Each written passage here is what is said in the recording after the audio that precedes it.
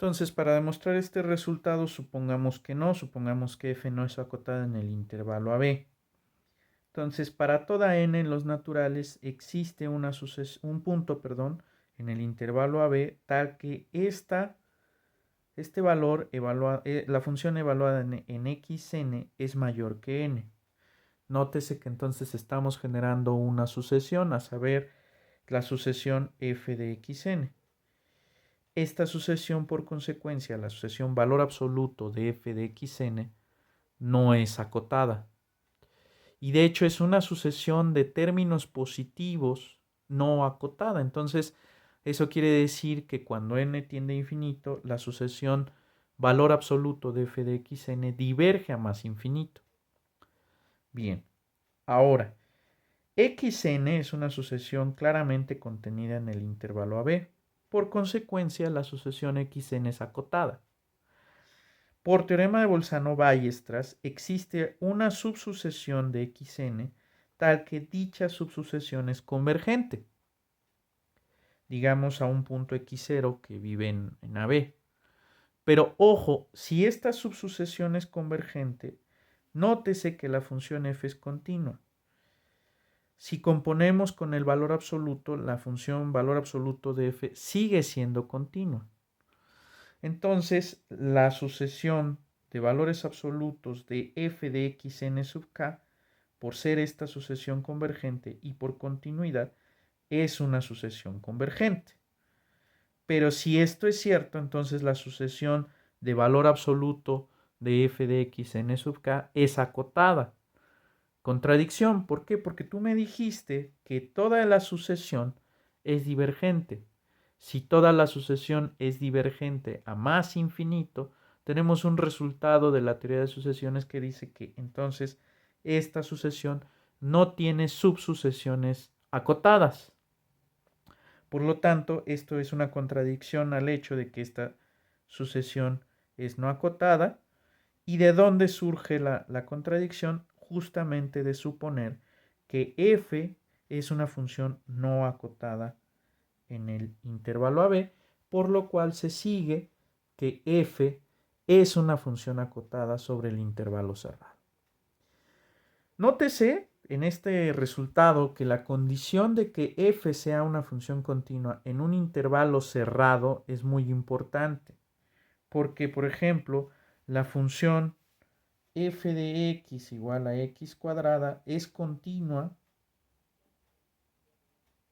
en un intervalo abierto, a saber, en el intervalo 0 infinito. Bueno, puedo cerrar incluso en el 0. Entonces, este intervalo no es cerrado. Esta función sí es continua, pero esta función no es acotada en este subconjunto. Entonces, eso quiere decir que el intervalo debe ser finito, para empezar. Y el hecho de que debe de ser cerrado se puede ver aquí, o también pueden considerar la función f de x igual a 1 entre x. Esta función es continua en el intervalo 0, infinito. Este conjunto, pues no, de entrada no es finito. Ok, pueden considerar entonces el intervalo 0, a con a mayor que 0. Esta función es continua en este intervalo, es un intervalo finito, pero no es acotada y no contradice este resultado porque de entrada el intervalo no es cerrado. Entonces, el hecho de que la función sea continua en un intervalo finito y cerrado nos habla acerca de que es una condición esencial para que se cumpla este resultado. Ahora presentamos uno de los conceptos más importantes del cálculo, el concepto de extremo relativo. Entonces presentamos la siguiente definición. Considérese una función que está definida sobre un subconjunto de los reales y digamos un punto x0 en A. Se dice que x0 es un máximo absoluto de f sobre a si para todo punto que vive en a, f de x es menor que f de x0. Para todo punto. De hecho, podemos hablar acerca también de un mínimo absoluto sobre a si para toda x en a se cumple que f de x0 es menor o igual que f de x. De hecho, bueno, como estoy hablando de absoluto, vamos a considerar la desigualdad estricta. O sea, es el punto en donde la función se comporta como con un valor más grande que todos los demás o un valor más chico que todos los demás sobre todo ese dominio. En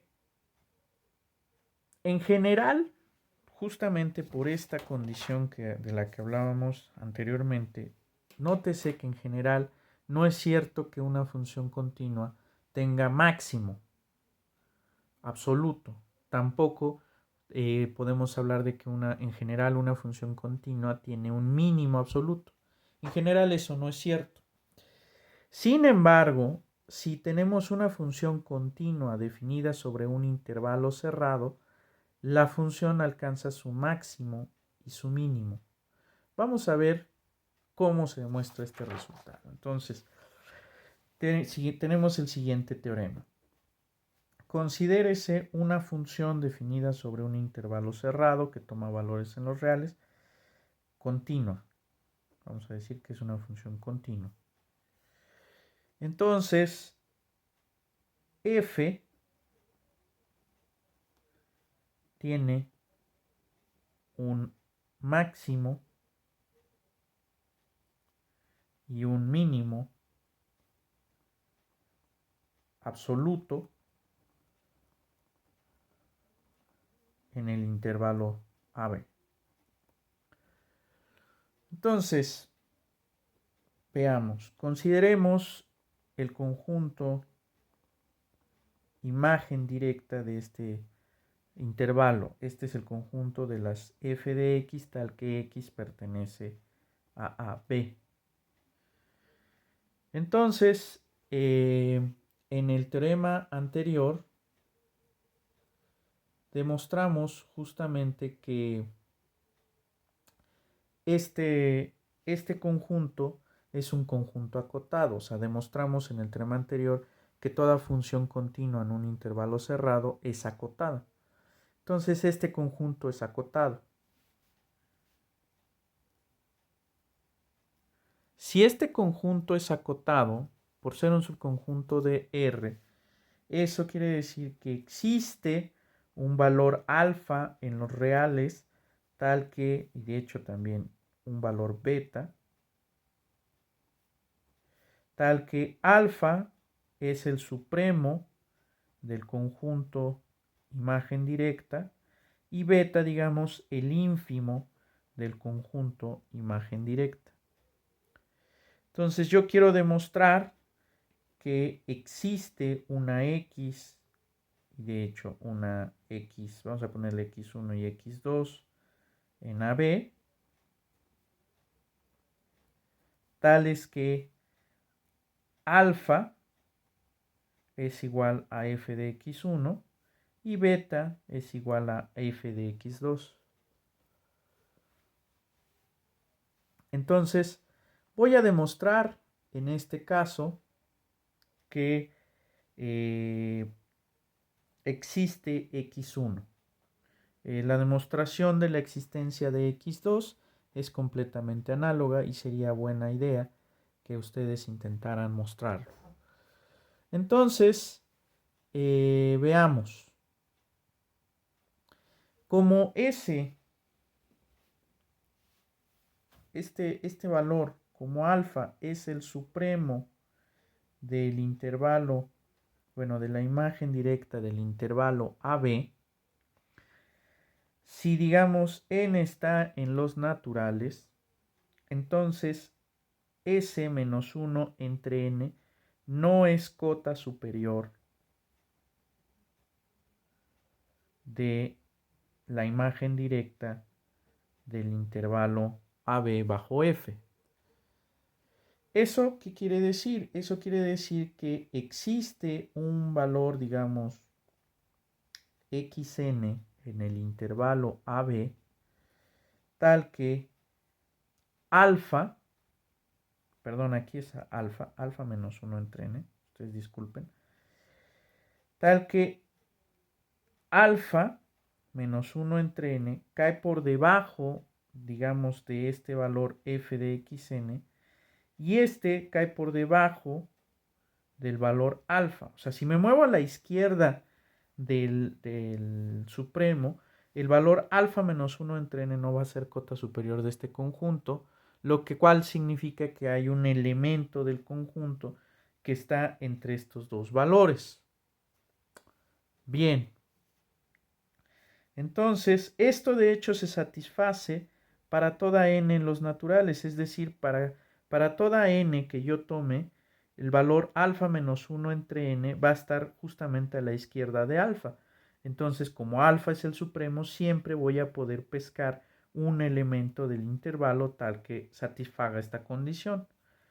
Pero eso implica que el límite cuando n tiende a infinito de alfa menos 1 entre n, que es alfa, porque alfa no depende de n y 1 entre n se va a 0, es menor que el límite cuando n tiende a infinito de f de xn, y esto es menor o igual que el límite cuando n tiende a infinito de alfa, que es alfa. Por lo tanto, el límite cuando n tiende a infinito de f de xn es alfa. Ahora, ojo, esto lo que me está diciendo es que esta sucesión converge a alfa. Bueno, ahora nótese que la sucesión xn está totalmente contenida en el intervalo AB. Entonces, eso quiere decir que el punto, la sucesión de puntos xn va a tener una subsucesión convergente. ¿Esto por qué? Por el teorema de Bolzano-Weierstrass. Entonces, existe una subsucesión de xn convergente. Digamos xn sub k que converja a x0. Ahora, nosotros ya demostramos que f de xn converge a alfa. Esta subsucesión es una subsucesión de xn, entonces, y converge a x0. Como f es continua,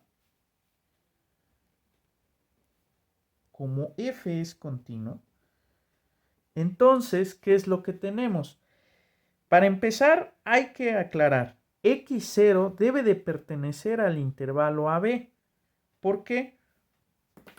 Porque xn sub k es un punto para cada k que pertenece al intervalo AB. Entonces, el límite cuando k tiende a infinito de xn sub k debe de estar entre los valores a y b. Por lo tanto, x0 pertenece al intervalo AB. Entonces, x0 es un punto del dominio de f. Ahora sí, como f es continua, f está definida en x0 y xn sub k converge a x0, entonces f de x0 es el límite cuando k tiende a infinito de f de xn sub k. Oye, pero xn sub k es una subsucesión de xn. Y el límite cuando k tiende a infinito de xn sub k tiene que coincidir con el límite de la sucesión total, porque recuerden que si una sucesión converge, todas sus subsucesiones convergen y convergen a lo mismo.